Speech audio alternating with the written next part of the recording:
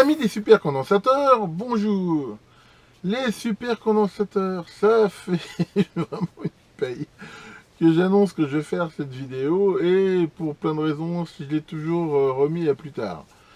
Donc, bah quand même, tu viens à point à qui c'est attendre. Et voilà, là, hier, j'ai passé partie de mon dimanche à finir de préparer ça. Et donc, j'ai fait cette vidéo. Hein. Bon, le but, hein, c'est de vous présenter un petit peu ce que sont les supercondensateurs et de vous montrer un petit peu, je veux dire, les précautions et un petit peu comment les utiliser. Alors, voyons cela.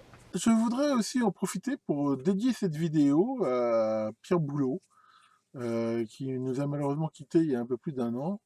Et elle a une chaîne YouTube hein, que je vous conseille vraiment d'aller voir. Hein. Je mettrai le lien en commentaire. Et à l'époque, j'avais acheté cette platine que je vais montrer là, de banque là, de Super Kappa sur son conseil. Parce que justement, on avait pas mal d'échanges entre nous et je lui avais promis même à l'époque de faire une vidéo là-dessus. Donc voilà, je tiens ma promesse quand même un an après, mais voilà, vraiment je lui dédie cette vidéo et il nous a quittés malheureusement, mais c'était vraiment quelqu'un d'assez sympa, qui faisait beaucoup de choses. Allez voir sa chaîne, hein, il était surtout très connu, il avait pas mal travaillé dans le milieu aéronautique. Alors, qu'est-ce que c'est qu'une super capa? Alors, déjà, il faut comprendre que bien qu'il y ait pas mal de points communs avec un condensateur, c'est pas réellement non plus un condensateur. Hein. Déjà, au niveau technologique, c'est relativement assez différent. Enfin bon, voilà, bon, à la limite, ça s'appelle super condensateur. C'est vrai qu'il y a quand même pas mal de choses, hein, surtout la façon dont ça fonctionne, on va dire, au niveau charge-décharge, au niveau des tensions courants. Là, c'est quand même assez proche. Alors, il y en a, on va dire, deux sortes principales. Hein. Il y a ce qu'on appelle les gold cap. Alors, ça existe depuis relativement très très longtemps, ça. Ça a une faible autodécharge. Par contre, c'est pas fait pour gérer des méga courants. C'est entre 0,1 et 4,7 farad. Alors, quand je dis assez faible, c'est comparé aux autres. Hein. Parce que par rapport à un condensateur normal, c'est déjà énorme, bien sûr. C'est principalement utilisé hein, comme sauvegarde de mémoire, hein, généralement, hein, ou d'horloge. Hein. Enfin voilà, c'est ça l'idée, c'est que quand un système est coupé, eh ben, ça alimente le minimum, hein, des choses qui ne consomment pas beaucoup de courant pour ne pas perdre les données. Alors qu'après, les supercapaciteurs, hein, les supercaps, hein, là par contre, c'est complètement différent. Hein.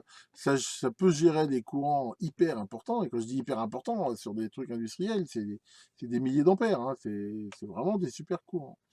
La capa, c'est pareil, ça va en gros de 0,1, mais ça peut aller jusqu'à plusieurs dizaines de milliers de farad. Hein. En milieu industriel, ils ont fait des banques aussi pas possible. La tension d'un élément est relativement faible. Hein. Généralement, on va le voir, ça ne dépasse pas 2,7 volts, hein, 2,5, 2,7. Sachant qu'après, on peut avoir plus, hein, en les combinant, on va voir, en série. Par contre, un des inconvénients, c'est que ça a une autodécharge, hein, on va voir, hein, surtout qu'on parle avec des batteries, qui est relativement élevée. Là, par exemple, j'ai mis une photo ouais, déjà d'un capable de 3000 farad. Hein. C'est quand même quelque chose d'assez important. Alors, en gros, c'est quoi les avantages? Donc, les avantages des supercapas, c'est que ça peut absorber et restituer des courants très très forts et très très rapidement, hein, de façon, enfin, je dirais pas ce qui pas illimité, mais je veux dire quasi quoi. C'est ça une différence, c'est une batterie, voilà, faut pas la charger avec plus de courant que ce qu'elle peut encaisser, hein, sinon, bah, elle risque d'être endommagée, voire d'exploser.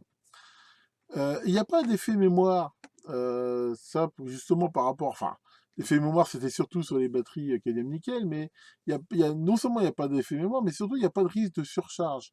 Contrairement à des batteries où une fois qu'ils sont chargés, il faut mieux arrêter de les charger ou vraiment limiter énormément le courant. Là, on peut les laisser en charge à vie, sachant que c'est un condensateur. Donc, je veux dire, enfin, une fois qu'il est chargé, bah, il est chargé, voilà. Il y a quasiment plus de courant qui passe dedans, sauf son auto-décharge et la fuite qui peuvent être compensés. Et ça, c'est vraiment un truc qui est très bien pour justement des systèmes où, bah, des systèmes de secours, par exemple, hein, où on a un système qui est toujours en charge, c'est pas gênant, il consomme quasiment rien, et au moment où on en a besoin, et ben là, on a de façon immédiate hein, pas mal de courant disponible. Il y a des batteries qui aiment pas du tout être trop déchargées. Hein. Déjà, les batteries au plomb, hein, c'est bien connu, elles se mettent à sulfater hein, quand elles descendent trop, et ça les endommage. Ici, pas du tout, on n'a pas du tout ce problème-là. On peut décharger une super capa complètement, ça lui fera pas de mal. Alors, c'est quoi les inconvénients? On va voir tout à l'heure qu'un des inconvénients principaux, c'est que l'énergie massique volumique est très inférieure aux batteries conventionnelles. En gros, ça veut dire quoi? Ça veut dire que pour la même quantité d'énergie emmagasinée, eh ben, il est beaucoup plus lourd et beaucoup plus gros. que des systèmes de batterie traditionnels. Au niveau justement du prix aussi ramené à l'énergie, ça coûte quand même pour l'instant encore très cher. Alors ça baisse tous les jours, mais ça coûte quand même plus cher que les batteries. Un autre problème assez embêtant, c'est que contrairement aux batteries qui gardent une tension, on va dire, relativement constante jusqu'au moment où elles commencent à être déchargées, là non, c'est un condensateur, hein, donc voilà, ça se décharge.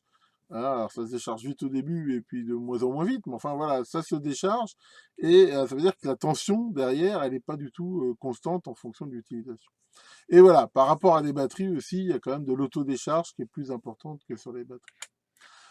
Alors à quoi ça sert les supercaps? Alors les supercaps, alors j'ai un petit peu séparé ici, on dirait en usage amateur pro. Bon, ça ne veut pas dire grand-chose, hein, les deux peuvent être mélangés, mais je veux dire, voilà, généralement, qu'est-ce qu'un amateur va pouvoir faire avec ça? Bah, on peut justement avoir ça dans des outils portatifs qui vont être toujours en charge. Si on prend, je sais pas, une visseuse par exemple, ou des tournevis électriques, ou des lampes de poche, des choses comme ça, les supercaps, ça peut être un remplacement assez sympa aux batteries, sachant qu'en effet, il y a ce phénomène d'autodécharge, mais en effet, si on les laisse, comme j'ai dit, toujours en charge, et pour les utiliser, bah ça peut être quelque chose d'assez intéressant.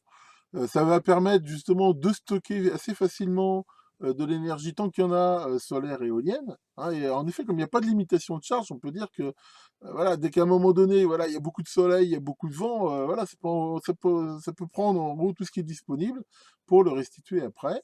Ça peut aussi servir d'appoint en cas de systèmes qui ont besoin à un moment d'avoir des pics de courant très très forts. Par exemple, il y a un moteur électrique, par exemple, quand ça démarre, souvent ça a une grosse consommation de courant, mais une fois qu'il tourne, il en consomme beaucoup moins.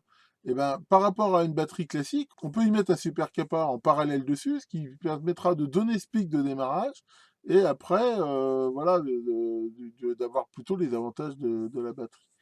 Des éclairages de secours, évidemment, hein, des backups mémoire, donc comme j'ai dit pour les Gold Cap, un groupe électrogène, hein, c'est pareil, un groupe électrogène avec un démarreur électrique, on peut le laisser en charge tout le temps, et sachant que généralement, c'est s'il y a une panne de courant, et ben voilà, on aura tout de suite quelque chose pour démarrer, sachant que les supercabs, généralement, ça vit beaucoup plus longtemps que les batteries, donc là, c'est intéressant. Puis on peut faire plein de petits gadgets avec, hein, ici. En pro, souvent, ça vient de se mettre de plus en plus en hybride sur les véhicules électriques, parce que voilà, ça va pouvoir récupérer l'énergie de freinage ou fournir l'énergie lorsqu'on accélère, hein, alors que, encore une fois, la batterie donnera plus dans la durée. Ça permet de stocker de l'énergie renouvelable. Il y a des systèmes de stockage maintenant, mais phénoménaux, hein, ça stocke des mégawatts, hein, presque. Ici, fait avec des supercaps. Pareil, hein, tout ce qui peut donner ici des pics de courant, donc dans des laptops, des mobiles. Bien sûr, les onduleurs maintenant, parce que c'est pareil, un onduleur, généralement, il est toujours en charge et il va pouvoir fournir à un moment donné du courant, généralement pas forcément très longtemps, mais assez fort le temps que, voilà, s'il y a une coupure qui est pas très longue. Donc ça, voilà, on va trouver ça. Dans l'aviation, dans les véhicules, bah pareil, hein, dans le côté énergie de secours. Hein, voilà, si on a besoin d'avoir un petit réserve d'énergie pour quand même ouvrir une porte alors qu'un moteur est arrêté ou quelque chose comme ça. Ça s'utilise maintenant avec d'énormes puissances dans des trains, carrément, dans des trams, dans des bus, dans l'éclairage public. Enfin voilà, je vais pas faire la liste hein, à Prévert, mais je veux dire, comme on voit, c'est de plus en plus utilisé et c'est vraiment quelque chose qui apporte vraiment quelque chose de plus que les batteries. Alors justement, ici, je me suis amusé. Là. Alors, j'ai récupéré ça sur le site qui s'appelle supercondensateur.com. Hein, je le mettrai en commentaire. C'est un très très bon site sur les supercondensateurs. Hein, il est très complet, il donne beaucoup d'infos. Hein, je vous conseille d'aller le voir. Mais si on compare avec une batterie lithium-ion, hein, j'ai mis en vert, en gros, ce qui est plutôt bon d'un côté. Là, on voit que question énergie massique volumique, ben, on est quasiment 10 fois moins bon hein, sur les supercondensateurs.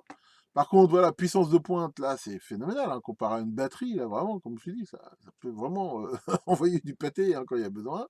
Les tensions de cellules sont relativement plus faibles. Le SR est meilleur qu'une batterie. L'efficacité, le rendement est meilleur. Là où c'est très fort, c'est cycle de nombre recharge-décharge. Là, voilà, on paraît à 20 millions, alors que là, on est limité à 1000. Donc, ça une durabilité qui est vraiment terrible. Hein. La durée de vie, d'ailleurs, est si bonne. Par contre, voilà, on voit qu'au niveau de l'autodécharge, là, c'est pas bon du tout. Hein. Une batterie, c'est 2, là, c'est 40 à 50. Donc, c'est ça qui est vraiment un des problèmes pour l'instant des supercaps, si on veut remplacer des batteries par ça. Par contre, voilà, on n'a pas de décharge profonde, on n'a pas de problème de surcharge, on n'a pas d'emballement thermique, risque d'explosion, si on les utilise correctement, il n'y en a pas. La charge pour une cellule, c'est simple. Bon, on va voir qu'en série, c'est un peu plus compliqué. Par contre, voilà, là, je me suis gouré. J'aurais dû mettre le verre de ce côté-là. Je m'en aperçois. Enfin bon, voilà, là, pour le coup, les batteries sont mieux vu qu'elles ont une tension de décharge qui est stable. Et on voit par contre aussi là qu'au niveau du prix, bah bon, voilà, on est encore dans un rapport 10, hein, voire plus, hein. Donc ça, c'est vraiment le côté gênant. Alors, si on veut utiliser des supercondensateurs et qu'on veut qu'ils durent longtemps, il y a quelques règles à respecter. La première, ne jamais, jamais, jamais, jamais, jamais, Dieu sait jamais, dépasser la tension maximum. Alors, le problème, c'est que si on le fait même temporairement, comme ça, des fois, on va rien voir, hein, mais ça peut faire des dommages internes qui sont vraiment très, très mauvais, et au pire, ça va réduire énormément sa durée de vie.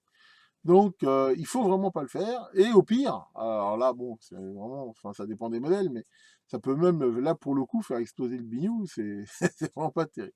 Je dirais même, généralement, hein, garder un peu de marge, c'est pas, c'est aussi bien, hein, un peu comme les condensateurs classiques. Moi, j'essaye généralement de rester dans les 10% en dessous. Bon, à voir, hein, mais voilà, c'est vraiment ça, un des trucs les plus importants. Un super capa, ça vous fera des bons loyers service longtemps si on lui met pas plus de tension qu'il peut utiliser. Et donc là, on va le voir tout à l'heure, quand on les monte en série, hein, dans la mesure où ils ont forcément des dispersions au niveau des valeurs des capas et tout, et ben ça permet pas de respecter la règle 1 et donc voilà, et c'est pour ça qu'on va voir qu'il faut à tout prix utiliser des systèmes d'équilibrage de charge. Il faut aussi limiter le courant de charge. Alors, il faut savoir que à la limite, une super capa, ça n'a pas de limite, hein, c'est boulimique, hein, généralement, il va prendre autant de courant que la source peut lui en donner. Alors, le problème, c'est que si la source peut en donner beaucoup, beaucoup, beaucoup, bah, ça peut faire alors, soit des bêtises, parce que ne serait-ce que faire fondre les fils, ben, c'est comme un court-circuit, hein, quelque part. Mais en même temps, il y a certains super capas quand même qui, même si en théorie, ils peuvent supporter beaucoup de courant, il y en a qui n'aiment pas forcément quand même que ça dépasse certaines limites. Alors après, bah, en effet, il faut regarder aussi bien au niveau de la source que de la capa, qu'est-ce qui est acceptable au niveau du courant et éventuellement le limiter. Alors des fois, il y a des systèmes qui sont, on va dire, un panneau solaire, quelque part, sa résistance interne fait d'office une limitation, hein. Ça dépend des systèmes. Bon, ça, c'est comme les condensateurs normaux. Il faut respecter la polarité, hein. Alors, ils ne sont pas tous polarisés, mais la grande majorité d'entre eux le sont. Et bah, faut les respecter. Si on branche à l'envers, bah, c'est pareil, hein, ça peut faire des tas de bêtises, voire le faire exploser, sans compter que, indépendamment du condensateur, bah, voilà, le système électronique sur lequel il est branché, ça peut aussi pas le faire. Et après, je vais dire, c'est pareil, là, ma numérotation est un peu merdée. Enfin, c'est pas bien grave. Alors, prendre des précautions appropriées au courant fort. Encore une fois, hein, c'est super capable, c'est comme une batterie. Ça peut éventuellement fournir d'énormes courants. Et donc, bah, d'énormes courants, ça veut dire ça peut brûler, mettre le feu facilement s'il y a un court-circuit. Ça peut faire chauffer des choses. Donc, bah, voilà, en gros, il faut raisonner comme on fait avec une batterie au plomb, par exemple, hein. Une batterie au plomb, ça peut fournir des centaines d'ampères. Et donc, bah, faut faire attention. S'il y a des risques, éventuellement, il faut mettre des fusibles, enfin des choses comme ça. Alors justement, l'autodécharge, hein, bah, en gros, hein, pour l'instant, ça perd 50% de sa charge au bout d'un mois, sachant que il y a plein de paramètres qui jouent. On voit que plus elle est chargée près de sa tension max, plus elle part vite au début, puis après se stabilise. Là, on voit par exemple si elle est chargée, dans l'exemple ici, à 0,5 volts, eh ben, ça reste relativement stable, sachant que ça va quand même finir, hein, à baisser. Donc ça, c'est un des trucs, hein, si on veut avoir je sais pas, un multimètre par exemple qu'on alimenterait comme ça veut dire que soit on l'utilise assez souvent et là, si on, à la limite, pourquoi pas, on peut le recharger, mais c'est pas forcément bon si on veut avoir de l'énergie stockée longtemps, quoi.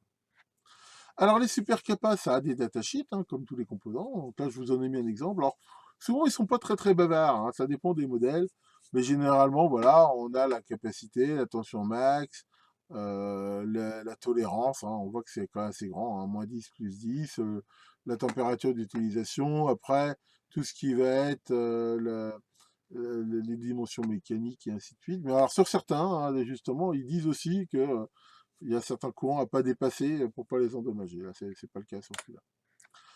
Alors, ça se monte très bien en parallèle, les super capas.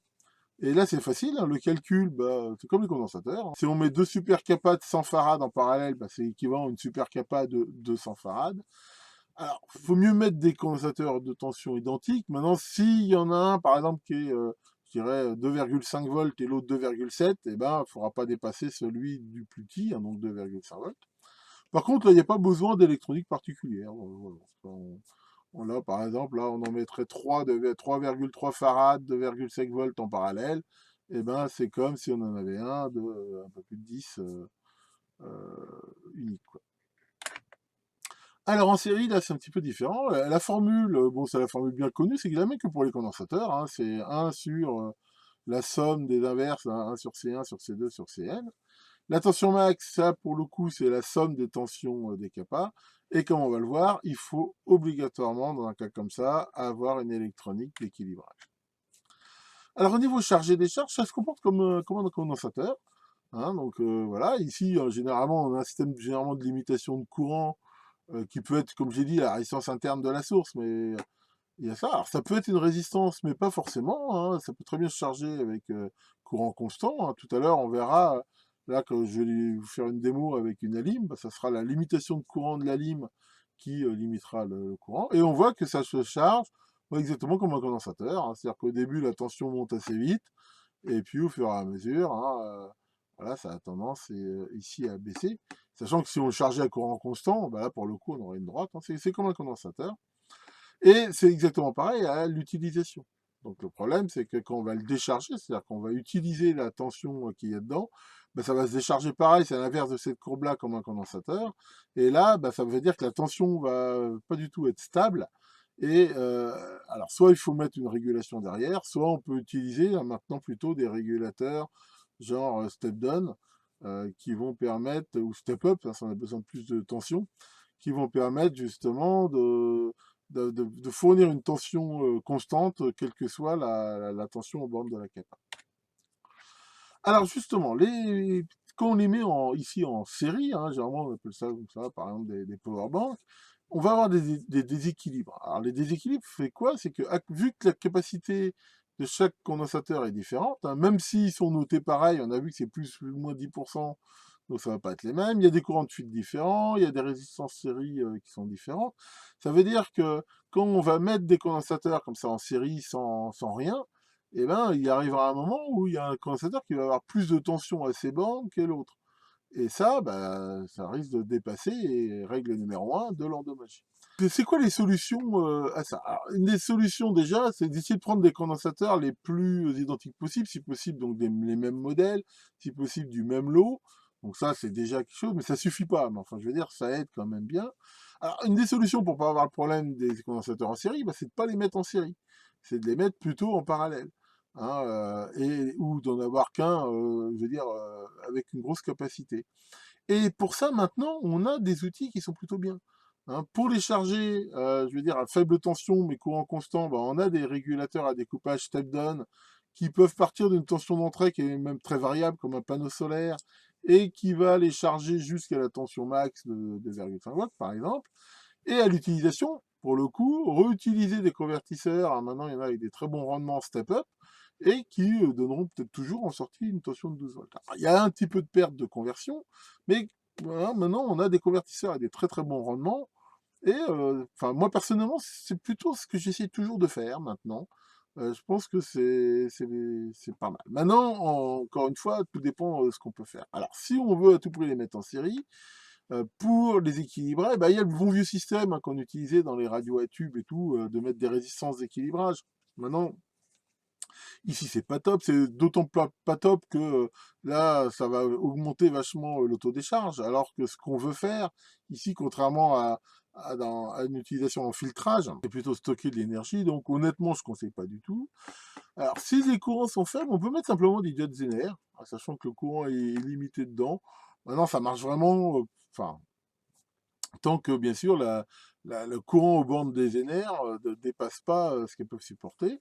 Après, bah, on va le voir tout à l'heure, on peut monter en fait des circuits, des transistors qui en fait sont équivalents à des NR de puissance et qui vont pouvoir dissiper plus. Et maintenant, hein, bah, il y a de plus en plus de circuits intégrés qui sont vraiment spécialisés pour ça, et c'est sans doute la meilleure solution. Alors justement, voici quelques exemples de circuits d'équilibrage, hein. Donc là, j'ai trouvé ici sur Internet, là qui utilise et des amplis hop, et des FET, et ici des résistances. Et ben, ce système-là, hein, ici, qu'est-ce qu'il fait? Ben, on voit que il y a une tension ici de référence, et ici la tension mesurée, et que dès qu'elle va dépasser, ben, ici le FET va commencer à passer et dissiper du courant, et dans le FET, et ici dans la résistance. Et ben, en fait, court-circuiter quelque part le condensateur pour que sa tension ne dépasse pas le max. Donc voilà, ça c'est un exemple, hein, de truc qui pourrait très très bien fonctionner. Alors encore une fois, hein, on voit que si à un moment donné la tension globale elle dépasse, bah, tous ces systèmes-là ils vont se bypasser tous les condensateurs. Et à ce moment-là, bah, pareil, il ne faut pas que ça dépasse, hein, si le courant dépasse que ce qui peut passer là-dedans, ça fera des bêtises. Mais maintenant, on a des circuits, hein, par exemple, toute la série là, des ALD 8100 quelque chose, et ben, qui sont vraiment spécialisés pour ça, hein. C'est des circuits, voilà, en gros, il suffit de les brancher en parallèle et ça fait le job. Bon, après, il y en a plein maintenant, hein. Je vous laisse chercher là sur Internet, mais il y a quand même de plus en plus de références, et généralement, c'est des circuits intégrés qui sont vraiment bien faits.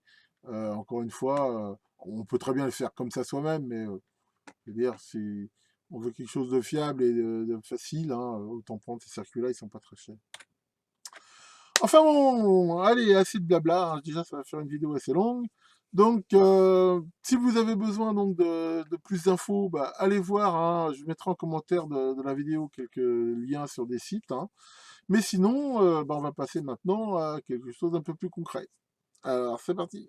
Nous allons maintenant pouvoir voir déjà différents types, hein, de super kappa. Donc là, par exemple, j'ai typiquement, hein, ce que je vous disais, ce qu'on appelle des gold cap. Hein, là, par exemple, c'est une 0,1 farad, 5,5 volts. Donc là, c'est pas très gros. Et donc ça, c'est pas fait pour avoir des très forts courants, hein, ou des choses comme ça. Mais par contre, ça a une faible autodécharge. Et donc, c'est typiquement ce qu'on va utiliser comme mémoire, je veux dire, pour garder des derniers réglages d'un appareil. Alors, l'inconvénient par rapport à des piles ou à des batteries, c'est qu'en effet, si on n'utilise pas l'appareil pendant très très longtemps, à force, ça finit quand même par se décharger.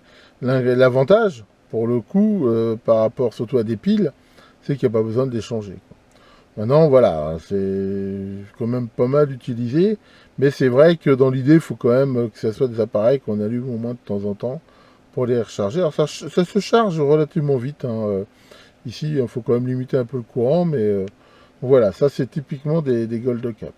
Alors après, dans le style vraiment super kappa, voilà, le genre typique, hein, qu'on va avoir, par exemple, c'est ça, là, voilà, on voit que 2,7 volts 100 farad, hein, c'est déjà pas mal, 100 farad, ici, mais voilà, généralement, la tension ici, alors c'est pas forcément 2,7, il y en a qui sont à 2,5, enfin, voilà, c'est très rarement plus que ça, ou si c'est plus, c'est en interne, ce n'est plusieurs ici en série. J'en ai par exemple ici un modèle, voilà, là c'est un 5,5 volts 4 farad. Donc ça, bon, c'est déjà quand même plus, c'est pas vraiment une gold, hein, ça tient quand même pas mal, ça peut allumer une LED quand même pendant quelques temps, ou alimenter un petit système. Là, moi j'avais acheté ça, hein, c'était pour mettre, c'est bon, dans un système qui était lié avec un petit panneau solaire, et c'était suffisant en fait pour alimenter un petit capteur qui consommait quand même très très peu. Après, bien sûr, en fonction de ses besoins, hein, on peut utiliser ça de façon différente, hein. Ça c'est pareil, ces trucs-là, moi je les ai achetés, là, c'est aussi pour mettre dans des systèmes qui sont alimentés soit par une petite turbine, soit par le solaire, soit les deux. Et avec ça, je veux dire, voilà, en fonction de la consommation de ce qu'on met dessus, eh ben, ça peut tenir largement au moins une nuit, je veux dire, le temps que les panneaux solaires remarchent. Alors, si on veut regarder un petit peu comment ça marche, justement, hein, donc là, tiens, on va utiliser, une fois n'est pas coutume, la bonne vieille Alim DP832, ici. On va par exemple tester ici la charge de cette kappa, hein, là. Alors là, bien sûr, hein, comme je vous l'ai dit, il faut limiter le courant. Donc là, par exemple, je l'ai limité à 100 mA et ici 5 volts. Et on va voir que quand on la branche, hein, donc là je branche bien sûr en respectant bien la polarité. Hein. Voilà, donc ici hein, je branche directement. Donc là je mets pas de résistance à la mesure où j'utilise la limitation de courant de l'alimentation. Et là donc si je mets en route, voilà, on voit que la tension monte doucement. Ici, voilà, le courant reste bien sûr limité à 100 milliamps. Voilà, et là on voit bien que la tension monte, monte, monte. Et bien sûr, quand elle va arriver par contre à son maximum, et ben là le courant va commencer à baisser jusqu'à s'annuler quasiment totalement, ou du moins se réduire au courant de fuite ici qui est très très faible. Mais voilà, on voit que ça met un certain temps. Alors bien sûr, si j'augmentais ici le courant, bah, ça irait beaucoup plus vite, hein, ça c'est certain. Sachant que à partir aussi d'un moment, ben voilà, qu'est-ce que la source est capable de donner, et aussi, bien sûr, il faut aussi vérifier que, alors c'est, comme je vous l'ai dit, hein, ça dépend des super capas, il y en a où il ne faut pas se dépasser un certain courant, ça peut les endommager. Voilà, là on voit maintenant qu'on arrive par exemple à la tension, et que là le courant baisse. Donc voilà, alors cette alim, elle donne la possibilité d'avoir une option ici d'analyse. Voilà, par exemple, là, hein, qui permet de voir justement, on voit bien ici l'évolution, bon, c'est pas super précis, mais on voit bien ici l'évolution de la tension, ici en fonction du temps, voilà, on voit ici avec ce curseur, et que, voilà, ça monte doucement. Bon, on pourrait très bien faire ça sur un oscilloscope, hein. Enfin voilà, donc là, on voit bien ici donc le fait que la tension donc monte comme ça. On pourrait bien sûr faire hein, la même chose ici, avec là le condensateur, sachant que bien sûr, là pour le coup, il faut que je fasse très attention que la tension max, là par exemple de 7, hein, avec en gardant le 9, il ne faut pas que je dépasse de 5 par exemple. Donc là voilà, on va dire que la tension max elle est de 2,5 volts. Là par contre, on peut mettre un courant, à mon avis, beaucoup plus important. On peut mettre 2 ampères par exemple. Hein. Voilà, et donc là, pareil, on va voir que là, ça va quand même atteindre largement la limitation de courant. Donc si ici, pareil, je branche bien, ici en respectant la polarité, si ici je le mets en route, voilà, là on voit que j'atteins tout de suite la limitation de courant. Ici je suis à 2 ampères, et on voit que la tension là, bah, elle monte pas bien vite. Et on entend le ventilo de la lime là, qui se met en route, parce que, je veux dire, ça, ça lui tire un peu dessus. Mais voilà, ici on voit très bien, là que la tension elle augmente pas vite du tout, hein, alors qu'il se prend 2 ampères. Là, voilà, on voit que je ne suis même pas encore rendu à 1 volt. En échange de ça, c'est qu'il emmagasine beaucoup d'énergie et que bah, c'est réversible. Hein. Une fois qu'on pourra tirer dessus, ça veut dire que cette capa-là, je vais pouvoir tirer par exemple 100 mA pendant un petit moment dessus. Hein. Et ça, bah, c'est justement le côté forte capacité ici. Et voilà, hein, on voit que là, même à 2 ampères de charge, hein, je veux dire, ça charge pas vite. C'est pour ça que si on limitait pas le courant, potentiellement, il pourrait devenir très fort. Alors pour finir, je vais vous montrer justement hein, ce genre de pack là, de power bank, hein, comme ils appellent ça des fois. Donc là, on peut voir que c'est des condensateurs de 120 farad, 2,5 volts, donc mis en série. Et là, on voit très bien, ici, bien sûr, tout le système là, ici d'équilibrage, hein, dont je vous ai parlé, hein, qui permet de voir ça. Et là, bah, on voit ici les bornes. Donc pour charger ça, ici, donc en théorie, la tension ici pourrait atteindre dans les 16 volts, hein, mais c'est pareil, hein, faut mieux pas les pousser trop haut. Ici, il faut savoir que qu'est-ce qui va se passer si jamais là on dépasse la tension max, bah, tous les systèmes de régulation là, vont se mettre en parallèle, et à un moment donné, voilà, faut pas que ça dépasse le courant max qu'ils peuvent avoir, c'est pareil, ça pourrait les détruire. Donc ici, par exemple, je vais ici me mettre en 12 volts, voilà, et là je vais limiter le courant de charge, par exemple, à... Voilà, je peux aller assez haut quand même, pourquoi pas, tiens, à 1 ampère 5. Voilà. Et je vais pouvoir, donc là pareil, il faut bien respecter la polarité. Ici, donc, mettre en route le truc. Et voilà. Et là, on voit que pareil, hein, là, je suis au max ici du courant. Et la tension ici, là on voit, là, elle est pratiquement ici à 6 volts. Alors c'est pareil, c'est comme je vous ai montré tout à l'heure, ça va monter... doucement, enfin ça va monter d'autant plus vite ici que le courant est fort. Si on charge avec un panneau solaire par exemple qui donnerait très peu de courant, il n'y a pas de problème. Hein. S'il donne que 500 milli, voire même moins 100 milli, le seul truc c'est que ça sera bien sûr très long ici à charger. Donc encore une fois, en fonction des courants de ce qu'on veut avoir, faut adapter aussi bien le système de charge que le système de décharge. Maintenant, je veux dire, voilà, un truc qui donne 100 mAh pendant 20 heures, voilà, il va emmagasiner beaucoup d'énergie qu'on peut choisir d'utiliser après d'un seul coup. Voilà, c'est toujours pareil, hein, je veux dire, la constante de temps, hein, c'est plus on utilise du courant aussi bien dans un sens que dans un autre, et ben moins ça dure longtemps, et bien sûr, c'est aussi en fonction ici de la capacité. Donc une fois qu'ici c'est chargé, voilà, par exemple là j'ai une petite lampe là, de 6 volts, alors là je mets une lampe de 6 volts parce que je sais que la charge n'est pas marché, mais voilà, on voit que ça donne bien, et ici, comme la lampe ici elle ne consomme pas beaucoup, en fait je pourrais l'utiliser relativement très très longtemps maintenant. Et voilà, donc une des utilisations de ça, par exemple, ça peut être de faire des lampes, sachant qu'à cause de l'autodécharge, ce pas des lampes qu'on pourra stocker très très longtemps, mais on peut imaginer une lampe de secours, par exemple, qui est toujours sur un chargeur, qui finalement consommera pas beaucoup dès que la charge sera atteinte, et qui, dès qu'on est sûr dès qu'on en a besoin, par contre, sera capable pendant assez longtemps de fournir quand même de la lumière, sachant qu'en plus, là c'est une ampoule, mais si c'était une LED, je pourrais imaginer d'avoir quelque chose comme ça. Donc voilà pour cette vidéo un petit peu longue, hein, j'en suis désolé, mais bon, d'un autre côté, c'est quand même un sujet assez intéressant. Et ah, tiens Maurice, qu'est-ce que tu me dis? Ouais, toi, t'es content d'avoir eu cette vidéo depuis le temps que tu l'attendais? Bah, oui Maurice, moi je suis le roi des procrastinateurs. Procrastiner, hein, je te rappelle, ça veut dire remettre à plus tard ce qu'on pourrait faire tout de suite. Et ben moi j'arrive à remettre au surlendemain ce que je pourrais faire demain. Je t'ai battu ce coup-là. Enfin bon voilà, donc bah, j'espère que vous apprécierez cette vidéo, et puis bah là, la météo est pas si mauvaise que ça, disons qu'on a des pluies entrecoupées d'averses, c'est quand même mieux que ce qu'ils avaient annoncé. Enfin voilà, de toute façon j'ai encore plein de choses à faire, et je vais essayer encore une fois pendant ces vacances de vous faire quelques vidéos intéressantes.